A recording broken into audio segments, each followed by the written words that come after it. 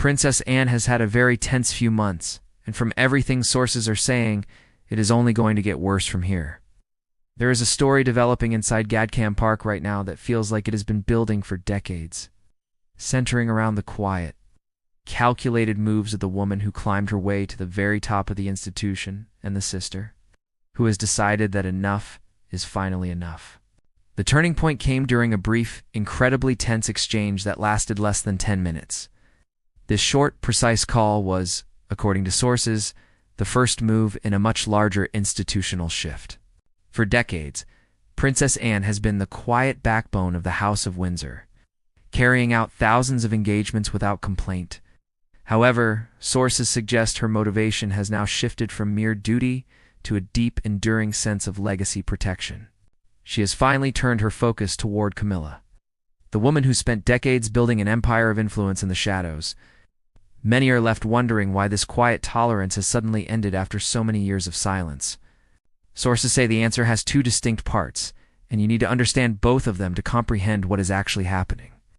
First, Princess Anne's institutional position and her control over key estate operations have fundamentally changed. The moment Anne took over key decisions regarding royal properties, certain names associated with Camilla's private circle quietly disappeared from official records. This decision sent a message that required no translation, causing significant and immediate ripples inside the palace. Sources suggest Prince William approved of these changes completely. This aligns the king's sister with the future heir, who holds the ultimate long-term standing. The second part of the answer is anchored directly to the historical tragedy of August 31st, 1997. It has been nearly 30 years since William had to walk behind his mother's coffin in front of the entire world. William has never once made a direct public statement connecting his feelings about Camilla to what his mother went through. Instead, his quiet actions alongside his aunt have been making that statement consistently for years. Sources say Princess Anne reached a point where she was done allowing institutional loyalty to override private conviction. She now has access to the royal archives at Windsor Castle, which is making certain people inside Buckingham Palace genuinely nervous. This restricted space contains the unfiltered, privately recorded history of the British royal family. Inside are the diaries, letters, and internal correspondence that reveal what was actually happening during the most turbulent decades. What lies within those archives is far more damaging than the broad strokes already known to the public. Sources suggest the records contain the exact written proof of who facilitated the breakdown of the marriage and when. Camilla is now facing a rapidly deteriorating situation as Anne uses her administrative control with absolute precision. Access to crown events and proximity to official royal occasions for Camilla's wider circle are being quietly withdrawn. These small, quiet adjustments generate no individual headlines, but add up to an unmistakable pattern when you step back. They signal a major shift in the balance of power within the household. When Camilla walked into her coronation wearing the Queen Consort's crown, it was a carefully chosen signal of her ultimate victory. However, that crown will one day sit on Kate's head, entirely overriding everything Camilla's moment represented. Princess Anne has also been quietly shaping the redistribution of hundreds of royal patronages left behind by Queen Elizabeth. Sources suggest these decisions are being made in ways that keep Camilla's long-term influence strictly contained. Camilla's personal security is further shifting after she quietly sold her private sanctuary, Ray Mill House. People do not part with the one place that belongs entirely to them unless their view of the future has fundamentally changed. Right now, Camilla moves through multiple royal residences as a matter of course. This picture changes completely when the crown passes and these properties transfer to William. Sources suggest her likely inheritance consists of private properties that, while valuable, are completely inadequate compared to her current position. She would go from reigning queen consort to a dowager duchess, living entirely at the discretion of William. We are already seeing the systematic dismantling of her family's access to royal spaces. Sources suggest Princess Anne is executing this plan piece by piece with a patience that speaks to genuine, long-term intent.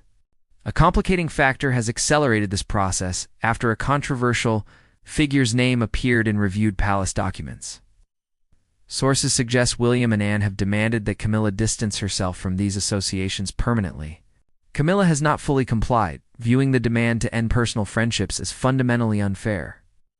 Anne, however, views this continued loyalty as a failure of judgment that justifies her strict intervention. The king is caught directly in the middle of this painful family divide. He made a difficult, quiet phone call to Princess Anne last year that sources describe as incredibly tense. At 77 years old and dealing with ongoing health battles, the king's strength is being tested. Protecting Camilla would mean confronting both his sister and his son, a conflict he knows he cannot win. He is, after all, the man whose past actions caused the very grief his family is now defending. It is impossible for him to argue against his son's loyalty to Diana's memory when he is the source of that original pain. While some see this as simple revenge, sources suggest it is actually something much more considered and lasting. Simple revenge would be a public humiliation, which is not what Anne and William are building. They are focused on what Diana actually stood for, from her work with AIDS patients to her genuine connection with the public. She challenged an institution that found her directness threatening, and history has proven her right.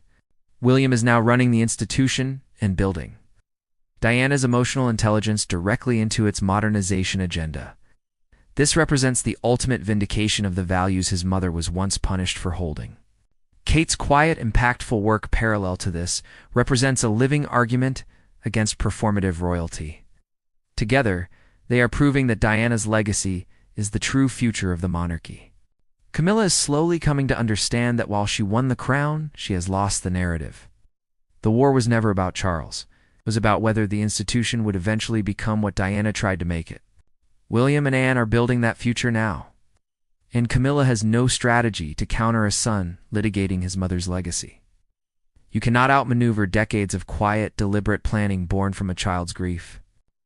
Diana never lived to see what this monarchy could become after the tragedy in Paris. However, her son and her sister-in-law are quietly reshaping the palace into something she would finally recognize as her own.